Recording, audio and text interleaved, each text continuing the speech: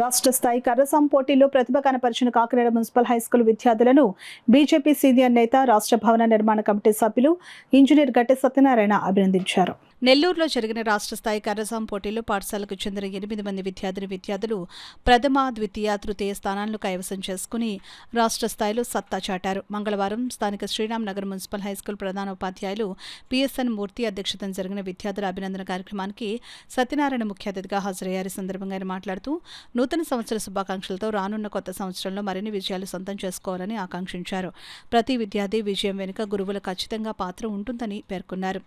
విద్యార్థులు ఉన్న ప్రతిభా పాఠవాలను గుర్తించి అందుకు అనుగుణంగా జీవితంలో స్థిరపడేందుకు, ఉన్నత శిఖరాలకు చేరుకునేందుకు ప్రతి గురువు విద్యార్థుల పట్ల అంకితభావంతో పని చేస్తారని కొనియాడారు. క్రీడలు విద్యార్థుల్లో మానసిక ఉల్లాసానికి దోహదపడడంతో పాటు దేహదారుఢ్యానికి కారణమవుతాయని అన్నారు.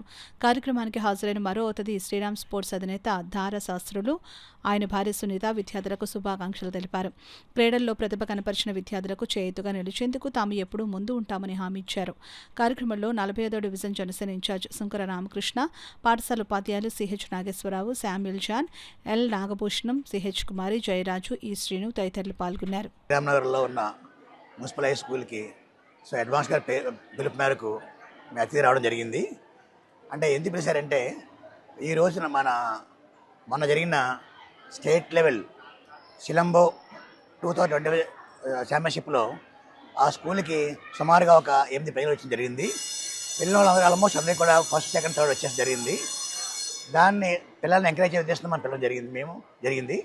మేము వచ్చి ఈ హెడ్ మాస్టర్ గారు తీసుకున్న లీడ్ని నేను మనస్ఫూర్తిగా అప్రిషియేట్ చేసుకుంటూ పిల్లల్లో వాళ్ళకి స్పోర్ట్స్ వల్ల వచ్చే అడ్వాంటేజెస్ గురించి వాళ్ళు శరీర ఫిట్నెస్సే కాకుండా చదువులో ముందుకెళ్ళే అవకాశం ఉంటుందని, షార్ప్నెస్ అలాగే వాళ్ళు యాక్టివ్గా ఉండే అవకాశం ఉంటుందని చెప్తూ, తర్వాత వాళ్ళు ఏం చెప్పారంటే వాళ్ళు మళ్ళీ ఈ పిల్లల్లో ఎడ్యుకేషన్లో వెనకబడిన వ్యక్తులను గుర్తించి హాకీలో కూడా ట్రైనింగ్ ఇద్దామని చెప్పారు. దానికి కూడా కొంత ఏమైనా సపోర్ట్ చేస్తే అడిగితే నేను కూడా ముందుకు వచ్చి ఏదో 10,000 రూపాయలు ఖర్చు అవుతున్నారు, నేను కూడా దానికి ఓకే చెప్పేసి రేపు ఎల్లుండి నేను ఇచ్చేస్తాను. ముందుగా అంటే పిఎస్ఎన్ గారు, మూర్తి గారు లాంటి హెడ్ మాస్టర్ గారు ప్రతి స్కూల్కి ఉంటే ఆ స్కూల్లో ఎడ్యుకేషన్తో పాటు మనకి స్పోర్ట్స్కి ఇంప్రూవ్ అయ్యి దేశానికి మంచి ఒక స్పోర్ట్స్లో కూడా అభివృద్ధి తెచ్చే అవకాశం ఉంటుందని నేను మరొకసారి మా హెడ్ మాస్టర్ గారు అభినందిస్తూ ఆ కార్యక్రమాన్ని సపోర్ట్ చేసిన మా మిత్రులందరినీ కూడా పేరు నమస్కరిస్తూ సెలవు తీసుకున్నాను.